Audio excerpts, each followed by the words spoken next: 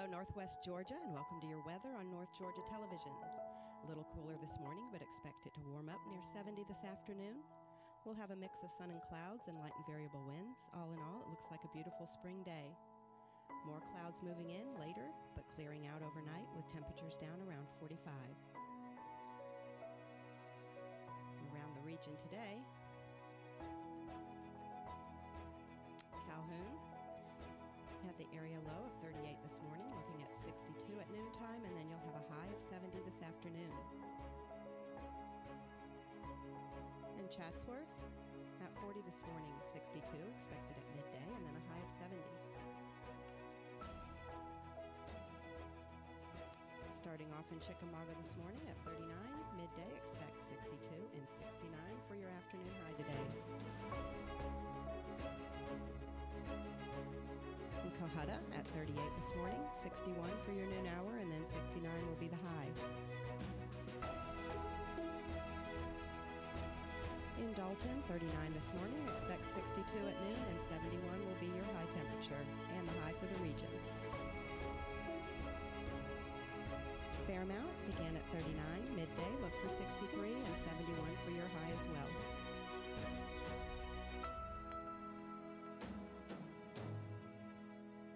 39 in Fort Oglethorpe, starting out this morning, 62 expected midday and 69 for your high. A low of 39 in Lafayette as well, 62 by midday and then 70 for your high temp this afternoon. In Ringgold, you had 40 early this morning, expect a noontime temp of 61 and 69 for your high.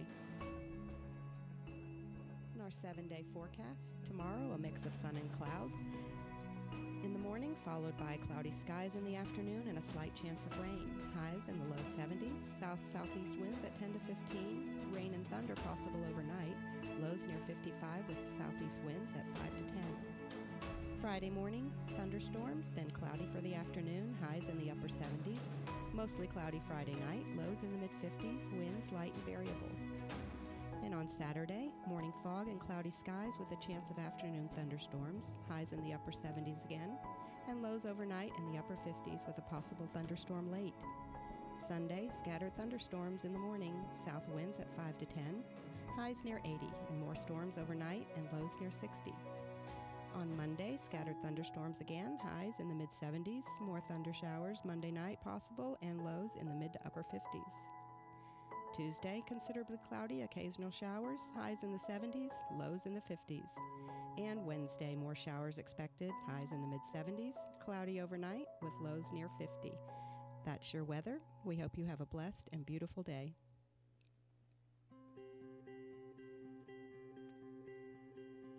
And now for our area obituaries.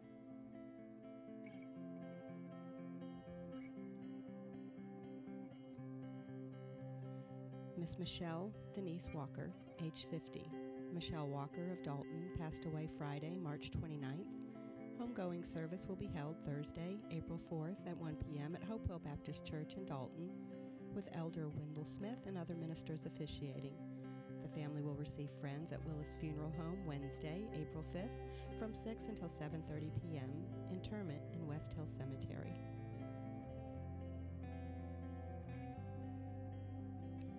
Edward Williams, age 75. Ed Williams of Tunnel Hill passed away Saturday, March 30th at his residence. The funeral service will be held Wednesday, April 3rd at 11 a.m. at Grove Level Baptist Church, with Dr. Charlie Bridges officiating. Burial will be in West Hill Cemetery. The family will receive friends at Pleasant Grove Chapel of Julian Peoples on Tuesday from 5 till 9 p.m. In lieu of flowers, memorial contributions may be made to Grove Level Baptist Church. Shirley Ann Puckett, age 73. Shirley Ann Puckett of Dalton passed away Monday, April 1st at Hamilton Medical Center. The funeral service will be held Thursday, April 4th at 3 p.m. at the Pleasant Grove Chapel of Julian Peoples Funeral Home, with Reverend David Eads officiating. Burial will be in West Hill Cemetery. The family will receive friends at the funeral home Thursday from 12 noon until the service time of 3 p.m. Mr. George W. Hughes, age 84. George Hughes passed away in Lenoir City, Tennessee Hospital on Saturday, March 30th. Funeral services will be Wednesday, April 3rd at 1 p.m. at the Church of God of the Union Assembly in Dalton, with Minister Jesse Hughes and Jaron Faulkner officiating. Mr. Hughes will be laid to rest immediately following the service at West Hills Cemetery.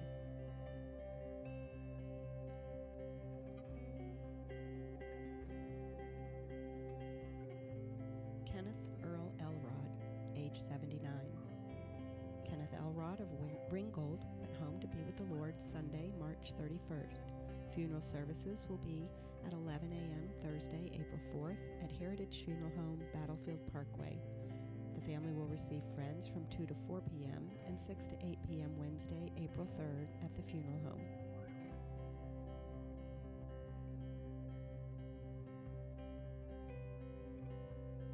George Daniel Rogers, age 44. George Rogers of Tunnel Hill passed away Sunday, March 31st. Funeral services will be held at 6 p.m. Thursday, April 4th in the Chapel of Wilson Funeral Home, Wallace Stewart Chapel in Ringgold, with Brother Dennis Chambers officiating. The family will receive friends 4 to 8 p.m. Wednesday and 9 a.m. until the funeral time Thursday at the funeral home.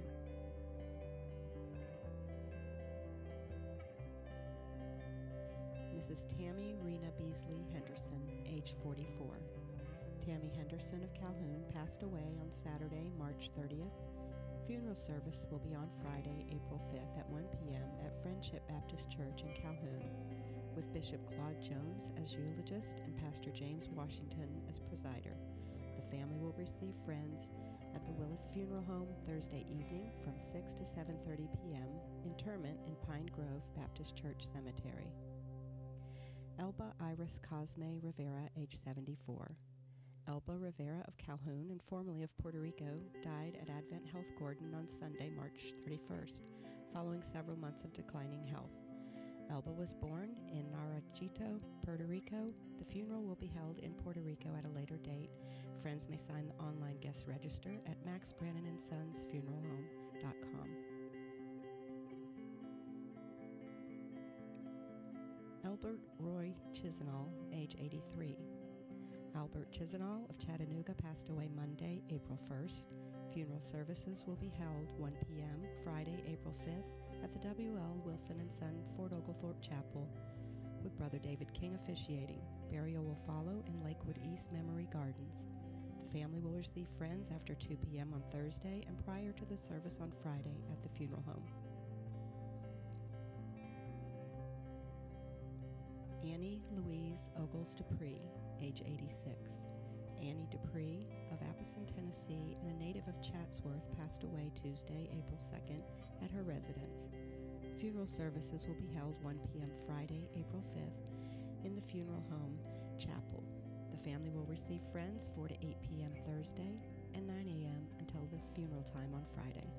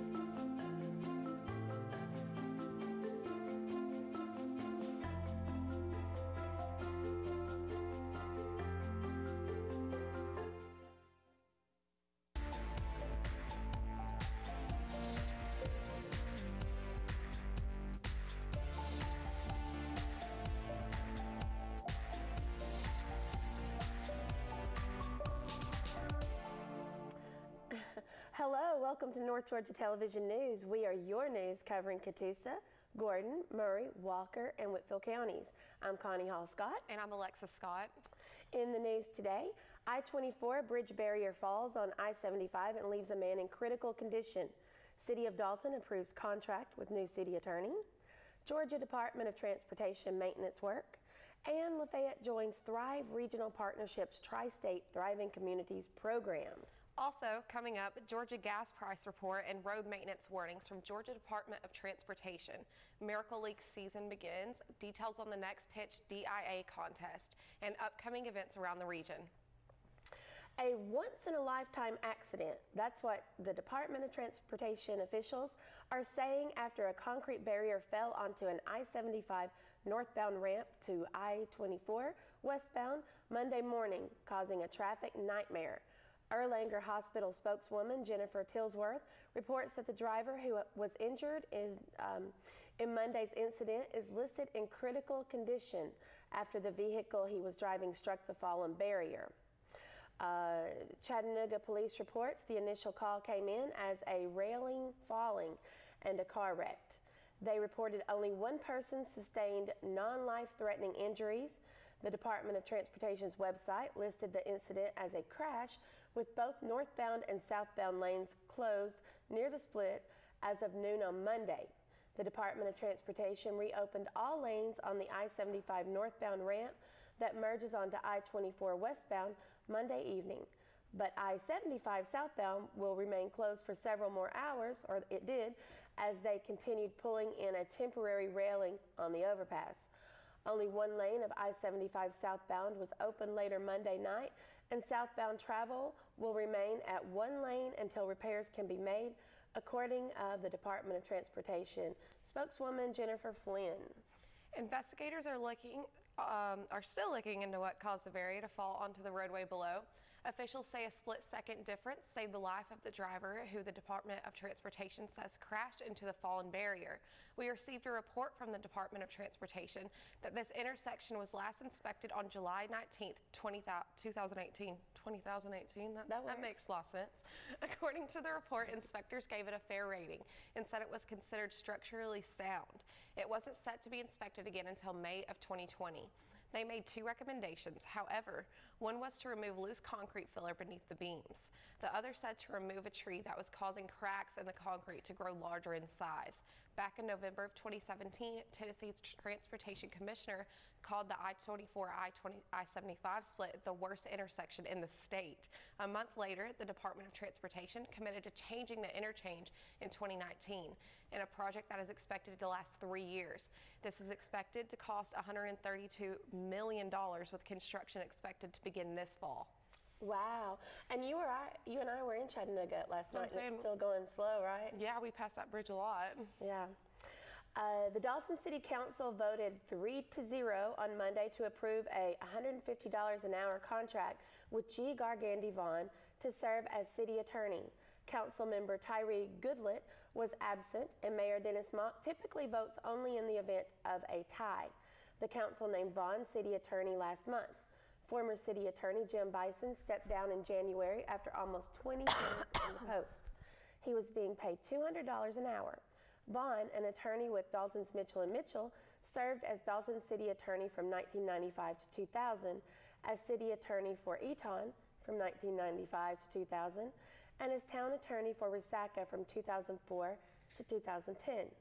Council members are also voted 3-1 to table a request from Brass Holdings to annex 3.14 acres into the city. Council members said they want to get more information on how the subdivision, the developer's plan, would impact Dalton Public Schools and city infrastructure. It is the second time the council tabled the request. The developers said after the meeting they will withdraw the annexation request and pursue the development in the county. Also, they renewed for 1 year a maintenance agreement with EMCOR of Smyrna for the heating and air conditioning system in the old post office at 100 South Hamilton Street. The building houses the Greater Dalton Chamber of Commerce and the Carpet and Rug Institute. The contract will pay EMCOR $3,780. Thrive Regional Partnership has accepted 3 new cities, including Lafayette, into their collaborative team. Bridgeport, Alabama, Dayton, Tennessee, and Lafayette, Georgia were recently accepted into the 3rd round of the Thriving Communities Creative Placemaking Program. Thriving Communities Program is a community accelerator program designed to enhance leadership and community development throughout the region through creative placemaking. Participating teams learn strategic approaches to leverage their artistic and cultural assets in order to spark economic vibrancy and growth from within their communities. At the end of the program, each team is eligible to apply for a seed grant from the Lyndhurst Foundation to make their community strategy a reality. Cities and towns from the 16-county region are eligible to apply with teams representing various backgrounds and roles within their communities. The teams are selected by a committee of professionals in the fields of urban planning, arts, culture, philanthropy. Bridget Massengale, President and CEO of Thrive, said of the news teams, each exhibited a strong desire to build upon their unique strengths and to leverage the input and talent of their local citizens for long-term growth and prosperity. Well, Thrive is a partnership of 3 states and 16 counties representing 1 million people.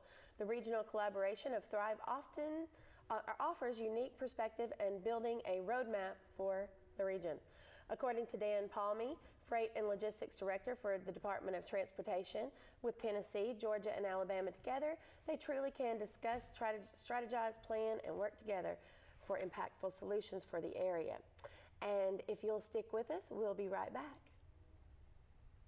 Hi everyone, I'm Judy Elliott. I'm Jane Marie Wilson. And join us for our 2nd season on Southern Sassy. This season, we are going to do a day in the life of a fireman. We learn how to belly dance and ride horses. and wear our wedding dresses. They still fit, by the way. Only in the front. So join us for that and much more this season. Catch us on OptiLink Channel 6 and WDNN Channel 10. Like us on Facebook, because you never know what you're going to find on Southern Sassy. First Bank of Calhoun and First Bank of Dalton are proud to serve our communities, providing the products you need plus the personal service you expect from your hometown bank. We offer the latest technology like customized instant issue debit cards, InstaPay, and more. And with our experienced First Elite bankers, switching to First Bank has never been easier. Stop by and see what sets us apart. First Bank of Calhoun and First Bank of Dalton, your bank for life. Member FDIC.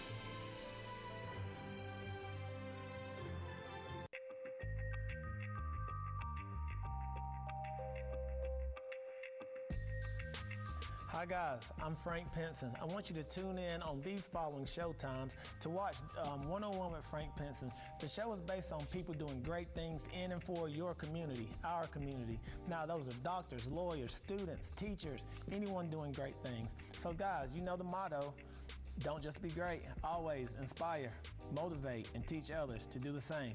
Now that is what we do, and I hope you tune in to WDNN TV. Just click on the website, or you can follow right here, www.thefrankpinson.com, and watch any episodes you like. See you soon.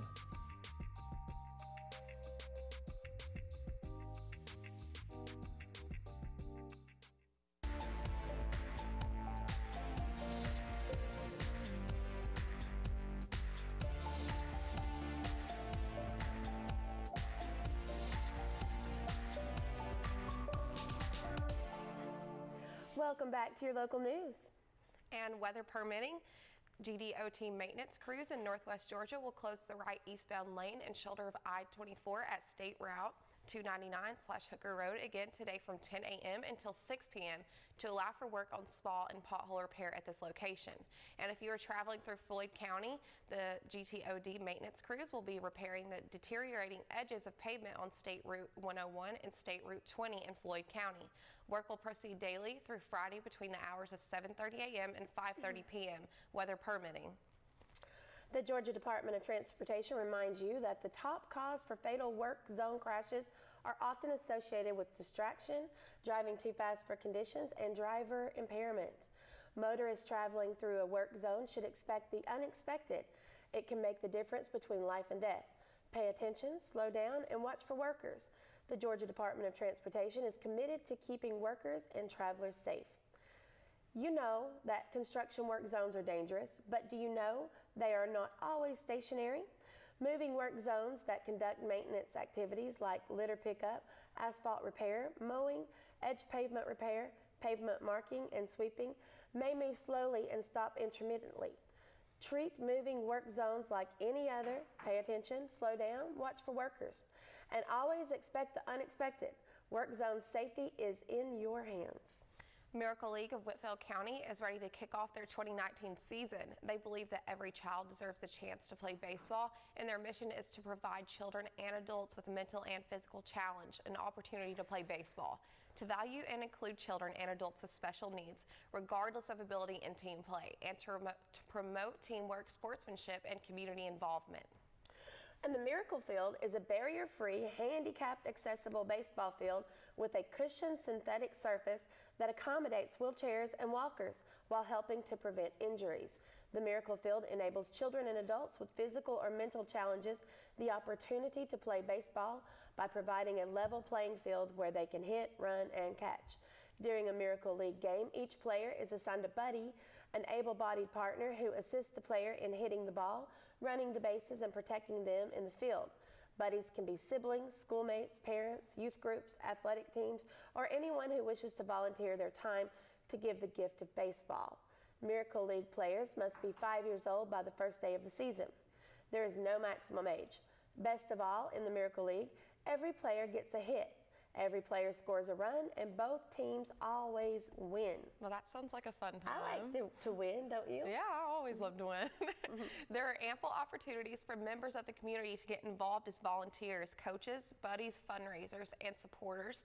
Email info@WhitfieldCountyMiracleLeague.com or call 706-260-8861 to volunteer or for more information, or make a donation at their website, WhitfieldCountyMiracleLeague.com. They are a 501(c)(3) nonprofit organization. Miracle League's 2019 season opening night is Thursday, April 11th, beginning at 6:30 p.m., and opening day kicks off at 9 a.m. on Saturday, April 13th. On a different note, the Dalton Innovation Accelerator will host its second annual pitch competition on October 8th, and the call for pitches is open from now until June 15th. Each applicant to the competition will take part in a wayfinding meeting with local community leaders, including investors, business professors, and entrepreneurs of all kinds. The advisory panel will take several factors into consideration, including the market opportunity for the idea, the overall business model of the idea, the capabilities of the management team, and the strength of product service offering. From that point, applicants can go through a business boot camp to help form their idea into a business plan, or if the applicant already has a business plan, more wayfinding will be available periodically until the semifinalists are announced. When that's going to happen on August 30th. Semifinalists receive continued mentorship from the aforementioned community business leaders. Prizes for the winner include a cash award of $5,000, office space in downtown Dalton rent-free for the first 6 months, a quick start website package, and more. Those interested in participating in the pitch can apply at daltoninnovationsaccelerator.com/apply. For more information, contact marketing at daltoninnovationaccelerator.com. And here, a look at a few events coming up around the region. The city of Chatsworth is celebrating Earth Day on April 13th, so if you have an organization or business that would like to help that morning, please contact Dolly Flood at djmflood@hotmail.com. Volunteers are always welcome and always needed. Also in Chatsworth on the 13th, the Model Train Expo returns from noon 5 p.m. at the Chatsworth Depot with live stream model trains in operation and tours of Wright Hotel and Depot. Oh, that sounds like fun. And the Anna Shaw Children's Institute open house will be held on Tuesday, April 16th. They will have a sensory-friendly schedule, 4:30 to 5:30 p.m., and a community open house from 5:30 to 7 p.m. The U.S. Military Service Academy Day will be held on Saturday, April 27th, 2019 at Dobbins Air Reserve Base in Marietta for students and their parents interested in the application and nomination process for the nation's 5 military service academies. Due to Dobbins Air Reserve Base security restrictions, all attendees must register by April 16th at 5 p.m. to be admitted to attend the event. You can register at Senator Isaacson's website, which is isaacson.senate.gov. And Christ the King Lutheran Church will host their annual Yosemite Earth Day Sunday, April 28th. The free event will feature fun, food, animals, exhibits, kids, crafts, entertainment, and more to remind us of our role as stewards of the earth. For opportunities for exhibitors, entertainment, and community service projects, contact them at Earth Day Dalton's Facebook page or email them at earthday@optilink.us. A benefit concert to support Tiny House Hand Up Incorporation, a nonprofit aiming to develop affordable housing in Gordon County, will be held April 13th at the Gym Theater, featuring Cash Unchained. Tickets to see the Johnny Cash Tribute Band can be purchased at the Gym box office or online at calhoungymtheater.org. And the Roadrunner Trail system at Dalton State College is expanding. The community is invited to participate in work days to help in the construction of the newest trail, the Ridge Trail. Upcoming work days are Friday, April 5th, Saturday, April 13th, and Saturday, April 27th. Each work day will go from 8 a.m. till noon. For more information about the Roadrunner Trail system or the work days, contact Lockhart at Dalton State College. On Tuesday, April 9th, at the Greater Dalton Chamber, the UGA Small Business Development Center is conducting a free workshop for those interested in starting or recently started a business. Join them for a 1-hour question and answer session with an experienced UGA SBDC business consultant. Startup Q&A in English at 1 p.m., mini consultations at 2 p.m., and Q&A in Spanish at 3 p.m. For more information, visit the Georgia Small Business Development Center website. And the Alzheimer's Association is sponsoring a caregiver workshop as part of its Living with Dementia series. Classes for caregivers and people living with early stage dementia will be held April 2nd, 9th, and 16th from noon to 2 p.m. at the association's Dalton office. Classes for caregivers dealing with people living with middle or late stage dementia will be held April 23rd and 30th, as well as May 7th, 14th, and 21st. The event is free, lunch is provided. To register, call 800-272-3900 or visit alz.org/Georgia. And Southern Lit Book Camp meets at Caffeine Addicts in Ringgold the last Tuesday each month at 6 p.m. For more information, call Donna Greason at 706-935-2810. And on Sunday, April 28th, the 5th annual Teardrop Half Marathon will kick off from Fort Mountain to Chatsworth. There are free craft classes in quilting, sewing, crocheting, knitting, and scrapbooking provided by Dorcas Ministry at Oakwood Baptist Church in Chickamauga every Tuesday night from 4:30 p.m. to 8:30 p.m. English as a second language classes also at Oakwood Baptist each Wednesday. They have a morning class from 8:30 to 10:30 a.m. and an evening class from 6:30 to 8:30 p.m. Childcare is provided for those evening classes. Local student artwork submitted for the Congressional Art Competition will be on display to the public at the Harris Arts Center until Thursday, April 4th, and local residents can visit the exhibit and vote for their favorite pieces for the People's Choice Award. The winners will be announced during a reception with Representative Graves on the 4th at 6 o'clock p.m. Well, lots of fun stuff to do. We thank you once again for joining your local news.